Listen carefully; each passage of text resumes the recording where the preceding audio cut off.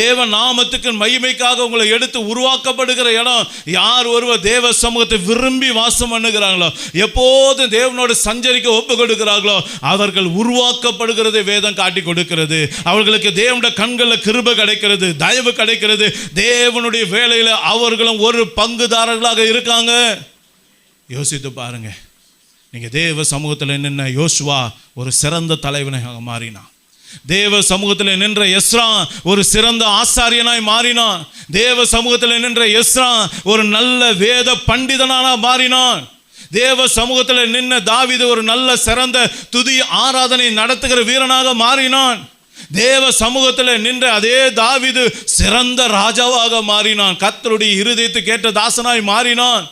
என் அன்பு தேவ பிள்ளைகளே, நீங்களும் நானும் கர்த்தருடைய சமூகத்தில் இதே போல இருப்போமே ஆனால் கர்த்தர் நம்மை நல்ல சீசனாக உருவாக்குவார், நல்ல பரிசுத்தவானாக உருவாக்குவார், நல்ல விசுவாசியாக உருவாக்குவார், நல்ல ஒரு ஜெய ஜீவியம் வாழக்கூடிய பரிசுத்தவானாக நம்மையும் உருவாக்குவார். நீங்கள் எத்தனை பேர் விரும்புகிறீங்க நானும் ஒரு மோசேயை போல மாறணும், நானும் ஒரு எஸ்தரை போல மாறணும், நானும் ஒரு தெபராலை போல மாறணும், என் வாழ்க்கை மாறணும், நான் கர்த்தருக்காக ஏதாவது செய்யணும்னு நினைக்கிறீங்களா? கர்த்தருடைய சமூகத்தை விடாதீங்க, உறுதியை பற்றி கொள்ளுங்க. கர்த்தர் உங்களை உருவாக்குறத பார்க்க முடியும். படிப்படியாக நீங்கள் மேலே வந்துக்கிட்டே இருப்பீங்க ஆவிக்குரிய ஜீவியத்தில். அல்லேலூயா. எதை இழந்தாலும் சமூகத்தை விடாதீங்க, தேவ பிரசன்னத்தை விடாதீங்க. எல்லாரும் கண்களை மூடுவோமா?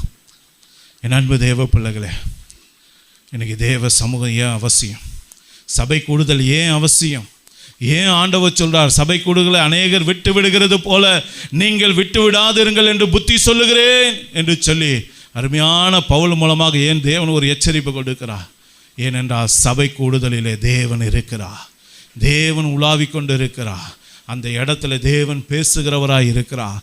அந்த இடத்துல தேவன் தம்முடைய ஜனங்களை காண்கிறவராய் இருக்கிறார். அந்த இடத்துல இருந்து தேவன் தம்முடைய ஜனங்களுடைய கண்ணீரை துடைக்கிறவராய் இருக்கிறார். வியாதிப்பட்டவர்களை எருசலேமுக்கு கொண்டு வருவாங்க, உடனே அவர்கள் படுக்கையிலிருந்து அவங்க சுகம் பெறுவாங்க.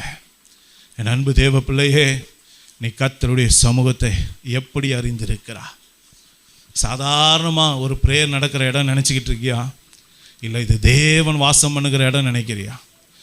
இது தேவன் உலாவுகிற இடம் நினைக்கிறியா? யோசித்து பாருங்க. தேவாதி தேவன் இப்பொழுது நம்ம மத்தியில் வாசம் பண்ணி கொண்டு இருக்கிறா. இன்னைக்கு ஏன் எருசலேமை விட்டு எம்மாவூர் சுக வாழ்க்கையை ஆசைப்படுறீங்க? சுக வாழ்க்கை ஏன் உங்களுக்கு தலை தூக்குது? உலகம் ஏன் உங்கள் வாழ்க்கையில் தலை தூக்குது?